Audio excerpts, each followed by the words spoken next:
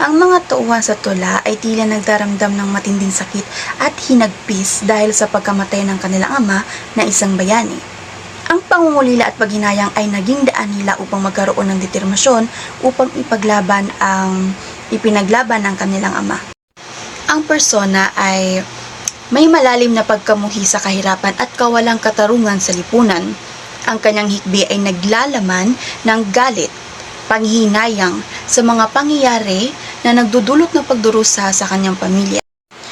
Ang persona ay tila may kamalayan sa paghihirap at pakikipaglaban ng mga Pilipino sa harap ng suliranin ng lipunan.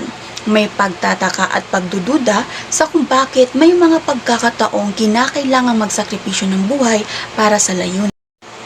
Ang mga tauhan ay masasalamin sa problema ng kahirapan, kawalang katarungan, at ang paglaban para sa karapatan at dignidad. Ang kanilang pagsusuri ay nagdudulot ng pagtutol sa mga hindi makatarungan at mapang-api na sistema. Ang tula ay naglalaman ng matinding damdamin ng galit, kahinayang, at pag-asa.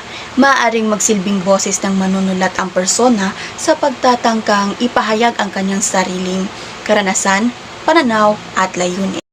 Ang mensahe ng tula ay maaaring magdulot ng pakiramdam ng pagkahihinayang, pangungulila at pamumulat sa mga isyu ng kahirapan at kawalang katarungan.